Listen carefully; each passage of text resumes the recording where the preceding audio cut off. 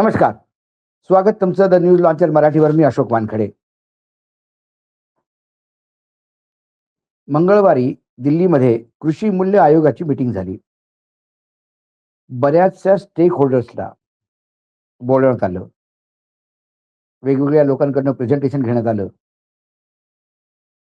आणि प्रकाश पोहरे जे फक्त पत्रकारच नव्हे तर शेतकरी संघटनेशी पण जुडलेले आहेत आणि शेतकऱ्यांसाठी सारखा लढा देत असतात, ते आपलं प्रेझेंटेशन घेऊन आले.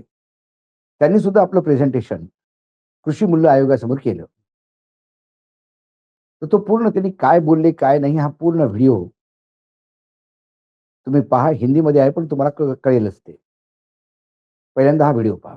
दूसरा ऐसा है कि ये मीटिंग के पहले कुछ 10-15 दिन पहले ये जो पूरे साल भर की जो नीतियाँ रही या जो है उसके बारे में कुछ डॉक्यूमेंटेशन जब अगर सबको भेजे तो थोड़ा स्टडी करके कि भाई क्या रेट मिले, क्या था इंटरनेशनल रेट, क्या था इम्पोर्ट कितना हुआ, एक्सपोर्ट कितना हुआ, ये अगर सबको मालूम पड़े तो मुझे ऐसा लगता है कि उसका थोड़ा यहाँ पे आने के पहले सब लोगों का उसका स्टडी करके उसका थोड़ा फायदा हो जाएगा. ये एक विषय है. दूसरा मेरा ये विषय है कि भाई ऐसा है कि एक कहावत है कि अंडा पहले या मुर्गी पहले. देखिए, अगर सरकार किसानों को अच्छे दाम देगी तो किसान वो प्रोडक्शन करेगा. अगर दाम नहीं मिलेगा तो प्रोडक्शन नहीं करेगा.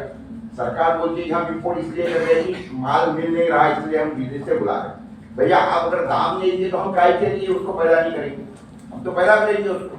आज उसके दाम नहीं मिलते. क्यों नहीं मिलते? क्योंकि सरकार तेल डायरेक्ट इंपोर्ट कर रही है तो हमारे तिलहन के भाव गिर रहे हैं. यहाँ पे दाल इंपोर्ट हो रही है येलो पीस के नाम पे 3300 रुपए, तो सारे दालों के भाव गिर गए.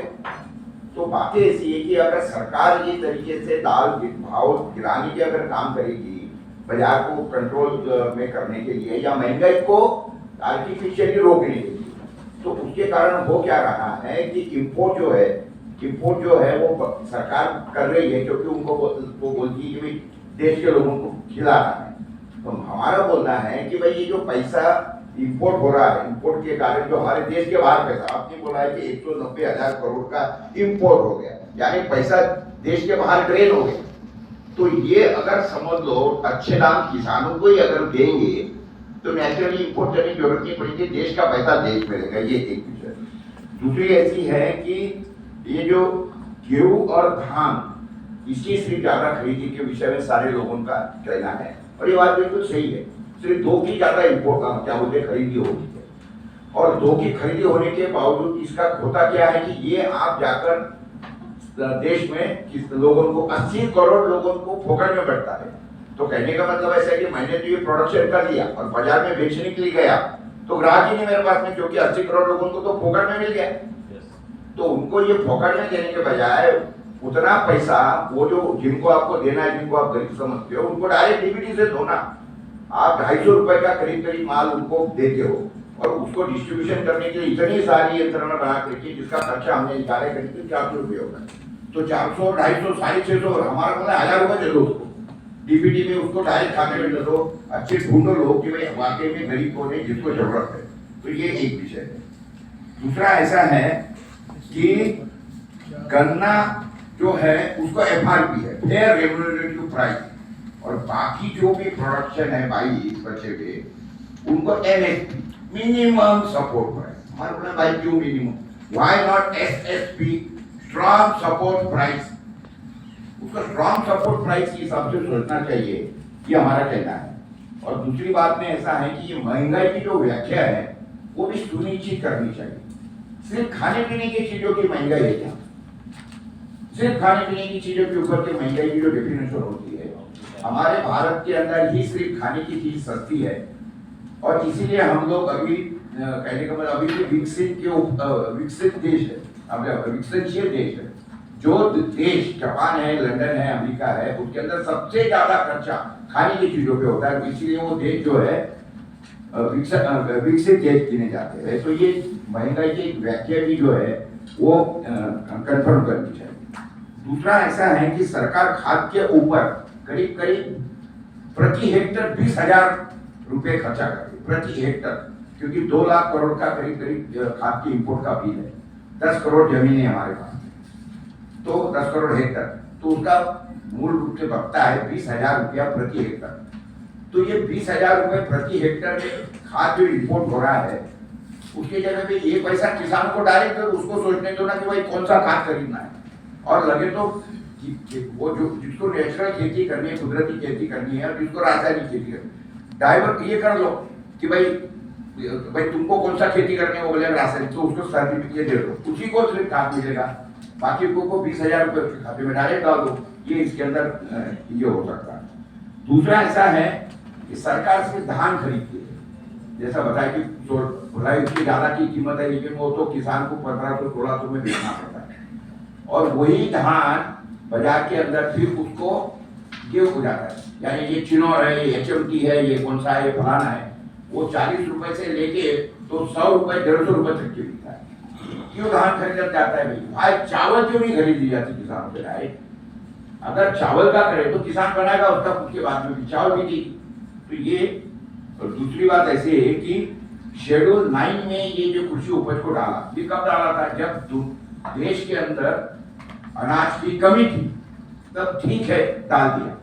अभी तो साहब आप ही ने बोला कि 300 टन चावल पड़ी हमारे देश के अंदर, गेहूं पड़ा है, फिर अभी इसको शेड्यूल 9 में रखने की जरूरत क्या है? उसको शेड्यूल 9 में से हटा दो कृषि उपज को, और शेड्यूल 9 में होने से क्या हो जाता है कि सरकार उसको उसका लेके शेड्यूल 9 के कारण इंपोर्ट ओपन एक्सपोर्ट बैन, क्योंकि सरकार को अधिकार मिल गया शेड्यूल 9 के कारण, तो इसको शेड्यूल 9 में से हटाना ये बहुत जरूरी है, ये समय की डिमांड है। तो उससे क्या हो जाएगा कि किस तरीके से अननेसेसरीली 3,300 रुपए में येलो बटाना आ रहा है, उसके बाद में हमारे यहाँ पे 0% से अभी ये सारा का सारा कपास है, सारा आ जाएगा ये अमेरिका पॉलिसी के कारण, ये सारा हो जाएगा। दूसरी बात ऐसी है कि कृषि जो है, एक्चुअली उद्योग जो है ना, वो सिर्फ कृषि का एक दाना डालने के बाद 1000 दाने, प्रोडक्शन सिर्फ यही होता है, बाकी तो सारा कन्वर्शन है।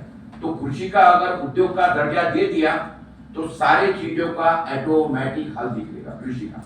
तीसरा ऐसा है कि जो देश के अंदर हमारे बिकता है, जो भी खाद्यान्न बनते हैं पूरे दुनिया बेचते वक्त उसका लेबलिंग होती है, organic non organic, labelling compulsory कर दो, लेबलिंग कंपलसरी कर दो कि जो भी बेचेंगे आप खाद्यान्न की चीजें उसको ये ऑर्गेनिक है नॉन ऑर्गेनिक है। तो नेचुरली लोगों को इतना दिमाग है, लोगों की जागरूकता भी हो गई है कि सब आदमी को ऑर्गेनिक खरीदना है, लेकिन अवेलेबल नहीं है, ना ही लेबलिंग है। तो पूरे दुनिया में सब लेबलिंग कंपलसरी है, ये अगर कर दे तो नेचुरली लोग कृषि उपज करें, नेचुरल क्या बोलते हैं उसको, विष मुक्त धान्य के इसके ऊपर जाएगी, क्योंकि उसको पता है कि इसकी कीमत ज्यादा मिल रही है। तो ये है। दूसरा ऐसा है कि जो ऑयल इंपोर्ट हो रहा है, ऑयल कौन सा इंपोर्ट हो रहा है साहब? सोयाबीन का। दूसरा कौन सा ऑयल? और सोयाबीन का जो ऑयल निकल रहा है वो ऑयल से नहीं, वो क्रशिंग से नहीं निकलता है, वो निकलता है सॉल्वेंट एक्सट्रैक्शन से, क्योंकि एक्चुअली वो ऑयल है ही नहीं। सोयाबीन है दलहन, और उसके अंदर से जो ऑयल ऑयल नहीं है, तो सोयाबीन में जो ट्रिप्सिन नाम का सबसे जहरीला घटक है वो निकाले जाता है। फिर इसको क्या करें? तो सरकार ने उसके लिए कानून में बदलाव कर दिया।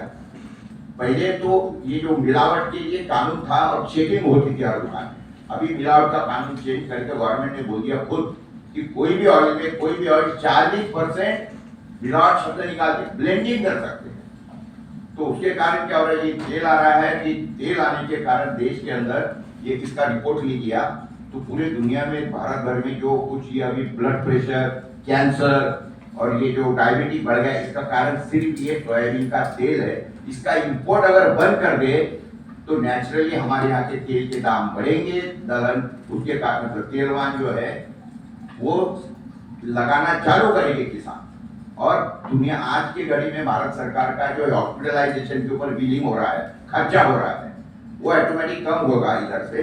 तो वो एक विषय बहुत दूसरा है।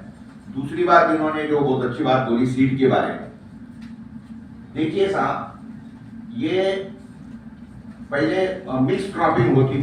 हे होतं प्रकाश पोहरेंचं वक्तव्य, स्टेटमेंट या प्रेझेंटेशन, तुम्हाला जे म्हणायचं ते म्हणा. पण आता सर्वात महत्वाचा प्रश्न जो या प्रेझेंटेशन सोबत आहे, हे सरकार या सगळ्या प्रेझेंटेशनची फक्त खानापुरती करतं की सिरियस आहे? नाहीतर ती म्हण आहे ना आपल्याकडे, ऐकावे जनाचे करावे मनाचे. इथे ऐकावे जनाचे करावे ट्रम्प काकाच्या मनाचे. त्यामुळं ज्या ज्या त्यांनी गोष्टी मांडल्या, ह्या गोष्टी नव्या नव्हेत. वर्षानुवर्ष याच्यावर चर्चा होते, ऐकलं जातं आणि शेवटी दिल्लीत बसलेले अधिकारी व्यापारी आणि उद्योगपतींना जे सूट होईल असं धोरण बनवतात. पण हा आतला व्हिडिओ बाहेर आल्यामुळे कमीत कमी असं नको असायला, की तिथे प्रकाश पोरे जाऊन काय गॅस एजन्सी मागतो की पेट्रोल पंप मागतो, की खरोखरच काही मागण्या मागतो आपल्या तिथे करतो. आणि आता याच्यानंतर या मीटिंग नंतर जे आउटकम येईल, त्यात त्या प्रकाश पोरेंचं किती ऐकलं जाईल हे पण तुम्हाला कळेल. फक्त हे रेकॉर्डसाठी तुमच्या समोर आणण्यासाठी, की कृषी मूल्य आयोगासमोर ह्या सगळ्या गोष्टी प्रेझेंट केल्यानंतरही आयोग काय करतं ते आपण पाहू. आतापर्यंत तर आयोगाने शेतकऱ्यांच्या भल्यासाठी जास्त केलेलं दिसत नाही. याच्यापुढे काय करतं तेही पाहिलं जाईल. आज द न्यूज लॉन्चर मराठीमध्ये एवढंच. पुन्हा येतो काही विषयासोबत. तोपर्यंत नमस्कार. पाहत रहा द न्यूज लॉन्चर मराठी.